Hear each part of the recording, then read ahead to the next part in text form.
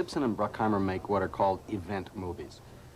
Big action, big adventure, a lot of noise. The kind of picture that tends to appeal to American teenage boys who are the perfect movie-going audience because they'll go back 4 times, 5 times, 6 times. You can meet people who've seen the Beverly Hills Cop movies 15 times.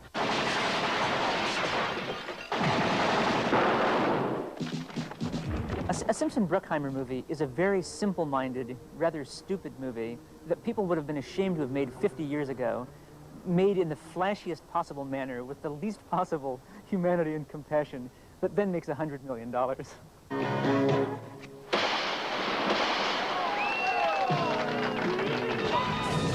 got tone, fire it! The Exocet is what took out one of the carriers. This Exocet missile, and this is where we got the reality, is the one that downed the airliner. No, this is a ship, air to ship. Takes a ship out, Exorcist. It's going to take their ship out. And you put your Exocets also fire from ships. Yes. Yeah.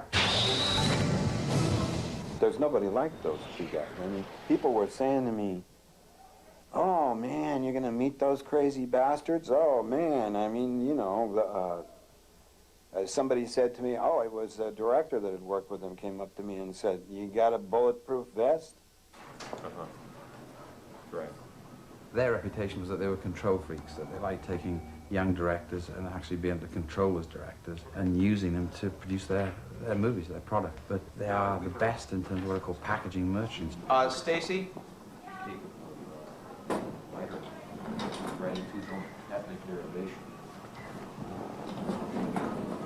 I also need to know, on the development report, do you have the development report? They're updating it with the Well, I need to know what the inserts. status of the boxing movie is. What I want to know is, they had an outline on it, apparently they had an approach, they had some kind of a structural approach to it, and I want to read that tomorrow, or this weekend when I'm doing it. Also make sure that I've got all those supplies that we discussed. They went up to the house yesterday. Well, I didn't see them there today, I Okay, looked. I'll ask Susie to lay them out, I'll find out. You know, so I want to make sure everything's there. Okay. Thank you. The structure of their office is a good indication of a good cop, bad cop routine, because their office is divided up. They both sit at separate, at a very long desk, and one sits on one side of the desk, one sits on the other. So you can only focus your attention on one at one moment in time, yeah? And so whilst you're looking here, talking to Jerry, Donna's sitting back there, and he's giving Jerry looks. So they get themselves in sync in terms of what they want to do with you, in terms of how they want to reprogram an argument, yeah? Let me ask you a question. She gets in her car? Do we ever get out of her car? Wait a minute. She gets in her car to leave? Yeah. Where does that occur? In the parking lot. You know, we probably never use that. Why? Well, because what she'll say to Cruise is they'll have the exchange. I can't watch. No, but what she Yeah, you'll never see her get in the car. So you left only on a big close-up. You left, so you can go, we can do what we want with her. Okay. And what was good, you think, maybe she does go, maybe she doesn't. And next you say she's come back. Well, what is the next thing we're going to see? You got to see what turns her around. You hear it? Yeah.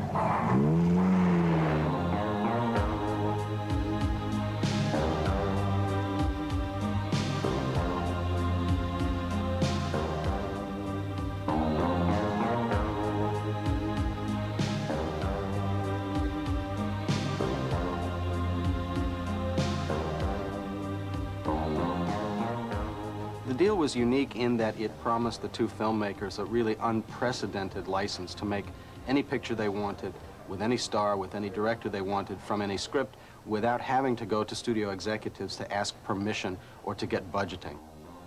A visionary alliance. From the premise to the premiere. From the first draft to the last detail. From the first shot to the millionth cassette. Don Simpson and Jerry Bruckheimer are total filmmakers. At the time, Simpson and Bruckheimer were asked, why are these advertisements being run in the New York Times? Why are they being run in the trade papers in USA Today? And Don Simpson and Jerry Bruckheimer said very bashfully, well, it was sort of embarrassing, but Paramount, in fact, insisted. Well, of course, it turned out later that Paramount had not insisted, had, in fact, resisted very strongly when Simpson and Bruckheimer asked them to run these ads, and had resisted strongly enough that Simpson and Bruckheimer ended up having to buy 2 of the ads themselves. Gentlemen, this is the real thing. This is what you've been trained for. You are America's best. Make us proud. Ice. Yes, sir. Hollywood. Yes, sir. Sector 2.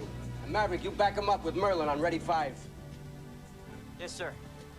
We are all slaves to the process of the movie itself. The movie is our mistress. We serve here. We serve her. The truth is, all of us are trying to ride the back of the monster known as the movie. We're trying to make sure everybody stays on, and we're trying to feed the monster at the same time. My ideas about Top Gun are much darker than, and I didn't really get a fix on what the concept of the movie was. It really is it's a hardcore entertainment movie. It's a popcorn movie.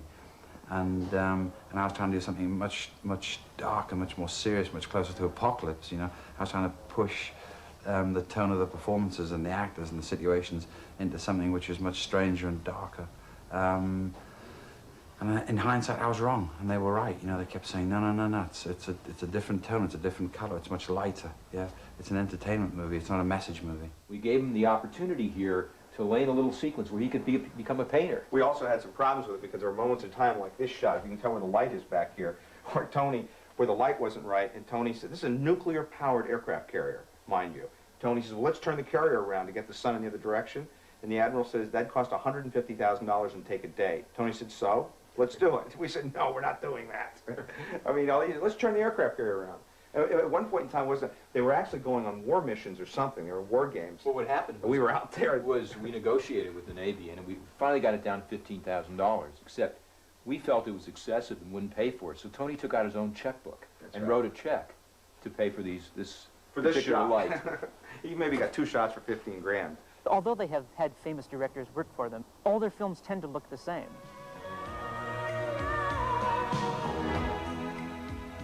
They actually are producers who exert such extraordinary control. In fact, I suspect the more ideas and vision you have, the more difficult it would be to work for them.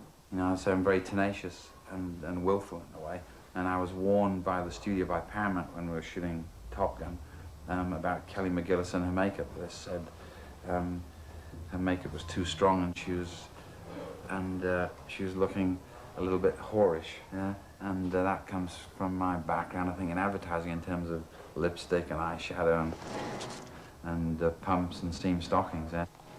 And they kept warning me, and I just kept just pushing, trying to get really what I wanted, how I felt this character should be. And this particular day, I got a warning from Don and Jerry. They said, you've got to back off, and today you've got to back off, or otherwise you're in trouble. Yeah, and this particular day, I didn't back off. I pursued. I thought I had just a little more rope, and I didn't. And I got a call from the studio, and the studio said, unless you change your attitude or change the look of Kelly McGillis, you're in trouble, and you could be off the picture. Yeah, so after that, I changed. We knew we wanted a woman in this movie who was real. And again, contrary to what a lot of the esteemed critics had to say, this girl existed in every way, shape, and form. She was about 5'11". Her name was Christine Fox, and she was a woman who had the very job that Kelly McGillis did in Top Gun. We were sitting in a room with an admiral. We told him we had a need, and we said, is there a woman like this in the environment? He pressed a buzzer. The MiG-28 does have a problem with its inverted flight tanks. It won't do a negative G pushover. He introduced us to her. She had a degree in astrophysics, and she had good legs. The latest intelligence tells us that the most it will do is 1 negative... Excuse me, Lieutenant. Is there something wrong?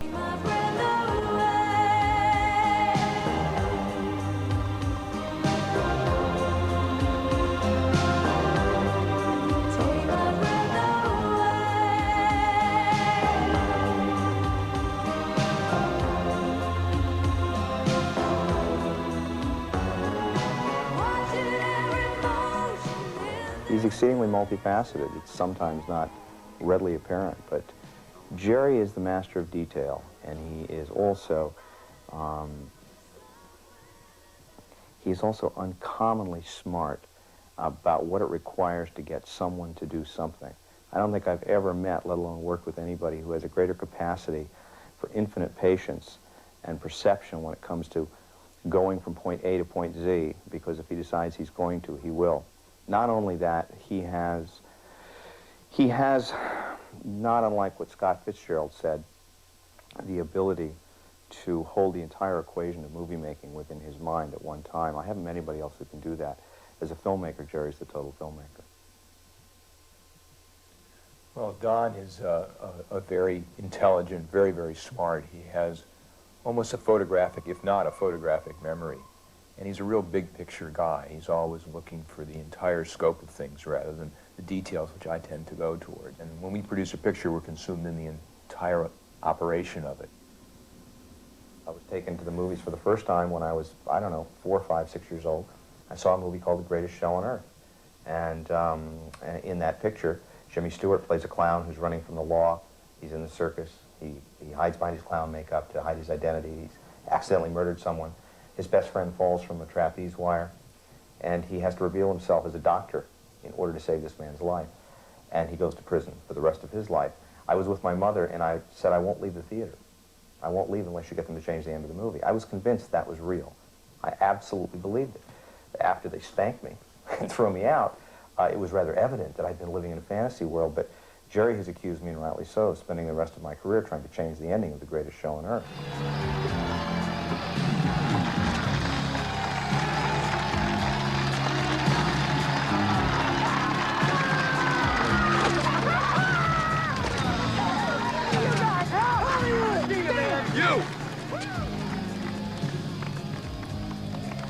You are still dangerous. You can be my wingman anytime. Bullshit. You can be mine.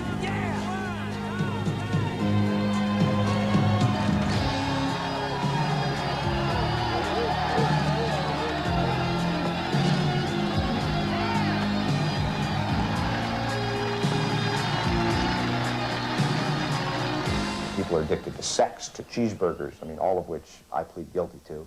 And I was and am addicted to movies. I love movies passionately. There was a point in time where, in fact, I had to stop going to movies for about a year because what occurred in that darkened room on that big screen was more real to me than life itself. This is the real thing.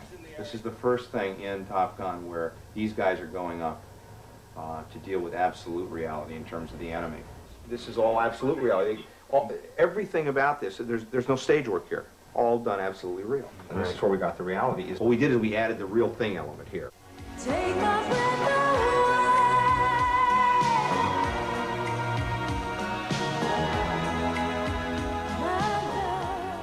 Simpson and Bruckheimer are probably perceived at this point as the ultimate Hollywood, bad kids. They're the hot producers. They're the producers who sort of race around too fast all the time in their hot little cars, and the adrenaline-driven producers of the huge movie. Don had this idea book, and I was thumbing through it. He's this enormous, thick thing that he had dreamt up over his travels through Hollywood when he came to this town. He started just logging ideas of movies that he wanted to see. And I was flipping through it one weekend, and I came across Beverly Hills Cop. I said, God, what a great movie this would be. Well, I got pulled over in Beverly Hills, and I got pulled over, it became clear to me after the fact, for no apparent reason. And what the cop told me was, well, the reason I pulled you over is you don't look like you belong here. And I was stunned. I said, what do you mean I don't belong here? I'm an American citizen. He said, yeah, but this is Beverly Hills. Basically, he thought I was a drug dealer or something. And it became clear to me that Beverly Hills was this enclave of privilege. And in my mind, as I started thinking about it, I said, wouldn't it be great if you took this piece of this hemisphere of crystal and you turned it upside down and saw what crawled underneath it?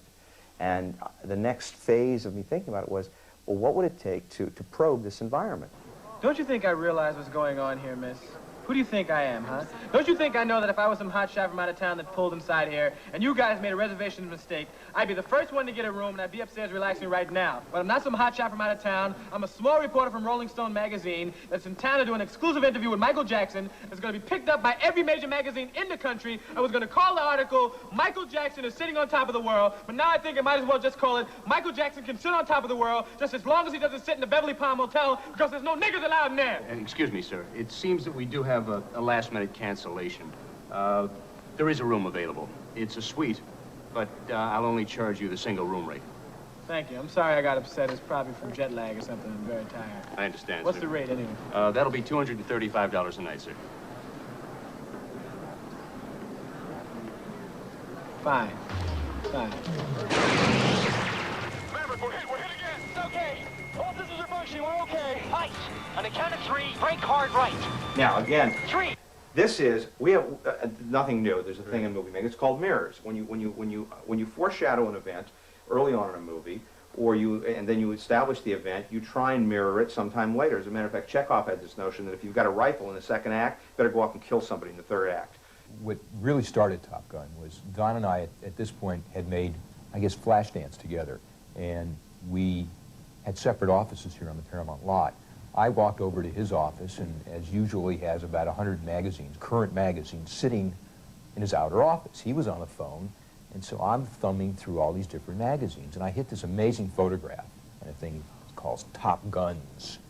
And I look at this thing, and I walk in his office, and as I'm reading it, I flip it upside down on his desk as he's talking and carrying on, and he looks at this thing, and his eyes, like, get enormous. And he hangs up the phone, he speed reads the thing, he says, we got to get this, we got to buy this.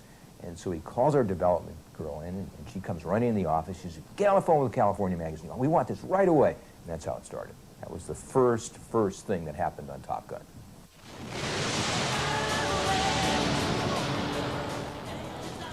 Let me correct one element first. While he was still looking at the magazine right side up, I was reading it upside down because I noticed how transfixed he was.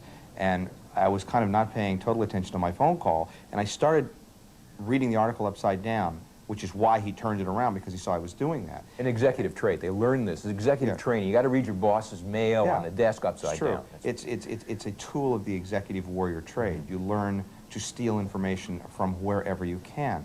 What grabbed me was the colorful incidents, anecdotes, and characters. These guys had names like Hollywood. Hollywood, we're losing Viper. Let's just stay on Jester. Yogi and Possum. I mean, they were all animals and characters, and this was true. And holy shit, it's Maverick and Goose. And there was terminology. I mean, both of us are terminology freaks. I've got my eye in the northern bogey. All this process and detail is magical when it comes to drama. It's the stuff that dreams are made of, in particular when it's real. One of the head admirals said, well, tell us about the movie you're going to make. I said, well, we're going to make a movie about the Top Gun school. He says, no, tell me the story. I looked at Jerry, and basically what I did is I stood up and started walking around the room, and I told them about the spirit of the movie. Which means, gentlemen, we are going to make a movie about the process of becoming a Top Gun. And we are going to dramatically expose you to what it's like to go through the process and succeed at it, and the price you have to pay to be, frankly, the most important warrior we have. Rock and roll! The significance of Top Gun is that it cemented for them a reputation for being able to take huge sums of money and huge canvases and turn them into successful motion pictures. This is the movie that made it possible for them to spend something like $100 million of Paramount's money on Days of Thunder. Oh, biggest cheer in the movie. Splash forward! Yeah!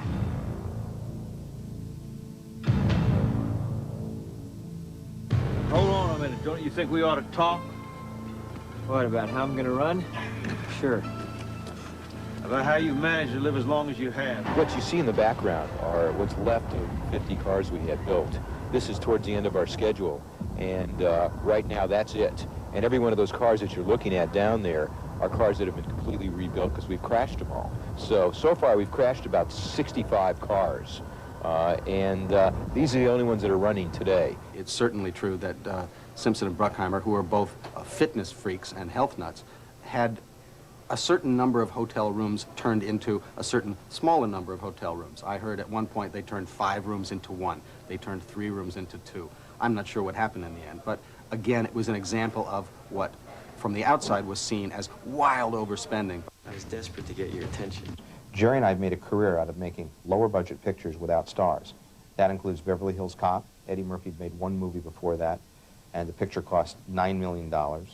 Top Gun, which cost $14 million, and Tom Cruise had made 1 little movie that was called Risky Business.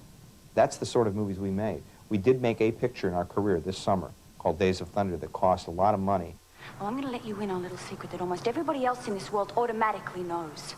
Control is an illusion, you infantile egomaniac. Days of Thunder did not fare very well at the box office, and there are a lot of differing theories on why that was. It was rushed, it was hurried into production, it didn't have the post-production time that it needed. As a result, it felt choppy, it felt confused, and it was about car racing. No one has ever made a successful movie about car racing in this country. I can't tell you how much we all appreciate you letting us use the car, Rowdy. I told you about this, Rowdy. Harry's got some new driver and he needs a car just to turn a couple of laps. I told you it was Harry Hogg that asked us personally as a favor.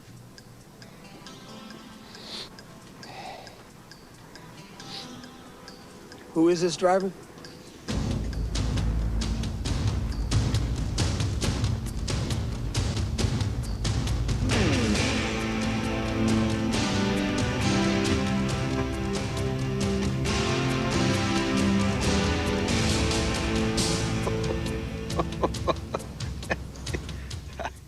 Days of Thunder, I really did feel cheated in terms of the end product, the end movie, because the movie was, from the point that Robert Town hit the keys on the typewriter to the day it was released, it was 8 months, and that is insufficient time to, to do a movie like that and spend that amount of money. And I felt that the end product suffered consequently. It suffered because there's not enough attention to the script in the early stages. And in the end, people run, they run back to formulas and things you've actually done before. You go back to a shorthand that you know has worked in the past. And that's just insane, trying to edit a movie in 22 days. Simpson and Bruckheimer have liked to describe themselves as auteur producers. This is a phrase that I think they probably use those very words or something close to them. In interviews repeatedly, they have told people that when we produce a movie, it's very nearly as if we were directing a movie.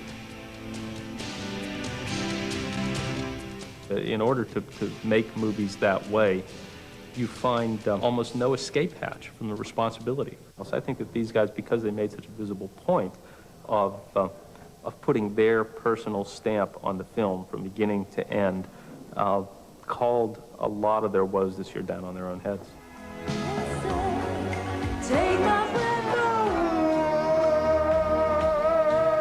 There was a considerable amount of envy around Hollywood, particularly at Paramount, when the deal was announced. A lot of producers started saying, well, I don't have that kind of deal. Why don't I get that? I can't spend everybody's money without having to ask anybody about it. Why don't I get that? The deal's over. How do we feel about it? It was a great deal. Don Simpson told me the day after the news leaked out about the breakup of the relationship with Paramount that this was the best day he had had since the day Top Gun was released. It was a great deal, but it's over. It's over. Surely. It's over. So It's how over. How do you feel about that? We're really looking forward to new horizons. We're looking forward to working in a new environment, and an environment that is appropriately conducive to support of our abilities. The relationship had stopped working largely because Paramount was changing its attitude about what kind of pictures it wanted to make. It apparently decided that it could not afford to make the large event pictures once every 3 years or 4 years that Simpson and Bruckheimer liked to make. There's nothing I can't do with a race car. Clearly they have seen that this year has been typified by smaller budget movies surprising people by earning a lot of money. The two biggest pictures of the year are Ghost and Pretty Woman. Those two together cost less than half of what Days of Thunder cost. There were two pictures that almost destroyed Hollywood. There was a picture called Easy Rider, which was a wonderful success. There was another picture called The Sound of Music. Now, these two pictures, Hollywood decided that that was the wave of the future, just like Ghost is now. So they went out and made a lot of youth movies that cost very little money. Not one of them succeeded. They went out and made 5 $20 million pictures because Sound of Music was a big Academy Award-winning movie, made a ton of money. And so they made Star and Dr. Dolittle, and they felt they had the mold for the future. Every single picture failed. So nobody knows what's coming.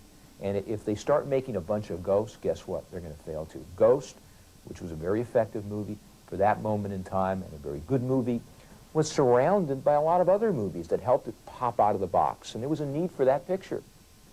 Who knows what's going to happen next summer or this Christmas or what's coming up next? Nobody knows. It's the kind of thing as a filmmaker that is the ultimate reward when you see the audience having and sharing the emotion that you experienced during the making of the movie. That's what it's all about. And that's, you go through all the pain and all the tribulations of making films, and when you have this one moment where those chills go up your spine, it's all worth it. Yeah, it's really us living the lives of the characters there on the deck. With the audience. With the audience. That's it.